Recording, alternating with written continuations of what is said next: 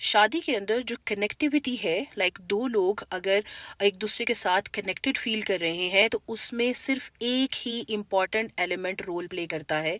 वो ना आपकी कंपैटिबिलिटी है, ना आपका लेवल ऑफ मेच्योरनेस है, ना आपका जो है वो एज का फैक्टर आता है, और इसी तरह से XYZ फैक्टर्स जो बहुत से लोग डिफरेंट डिबेट करते हैं।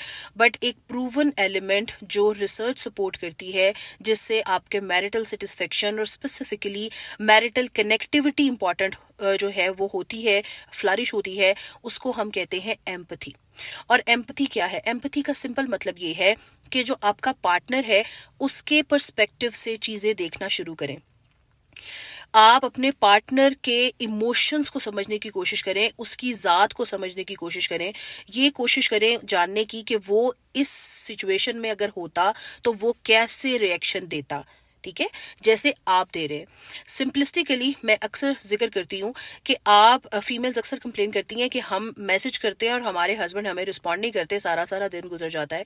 तो काइंडली आप अपने हस्बैंड के सिनेरियो को इमेजिन करके, like if he is in the office और वो कोई काम कर रहा है बड़ा इंपॉर्टेंट, उसको इमेजिन करके सोचिए कि क्या उसके पास इतना टाइम था, या आप अगर ऑफिस की प्रेमिसेस में होती और आपकी लाइनअप में मीटिंग्स चल रही होती तो क्या आपके पास इतना टाइम होता कि आप अपने पार्टनर को रिस्पॉन्ड करते? और अगर आप रिस्पॉन्ड ना करते तो आपके पार्टनर का क्या और अगर आप रिस्पॉन्ड ना करते तो आपके पार्टनर का क्या रिएक्शन होता? क्या आपसे डिफरेंट होता? सो अगले बंदे का पर्सपेक्टिव आप खुद एवेलुएट कर सकते हैं बड़े अच्छे तरीके से, अगर आपके अंदर एम्पैथी है और आपके रिलेशनशिप में एम्पैथी है। जब रिलेशनशिप में एम्पैथी होती है तो पार्टनर्स बड़े अच्छे तरीके से कनेक्टिविटी मेंटेन कर पाते हैं, बिकॉज दे नो कि अदर पर्सन इस सिनेरियो में इस वजह से ये काम नहीं कर पा रहा। हमारे रिश्तों के अंदर जो बेसिक गैप है वो है ही ये कि हम सिर्फ अपने लिमिटेड से माइंड के साथ, अपनी लिमिटेड कैपेसिटी के साथ अजम्पशंस बिल्ड करते हैं और हम उसी शेल में रहते हैं। हम आउट ऑफ द बॉक्स ना सोचते हैं, ना काम करना चाहते हैं, ना सोचना ही चाहते हैं। And same is a case कि हम अपनी कंफर्ट जोन से बाहर निकल के नहीं सोचते।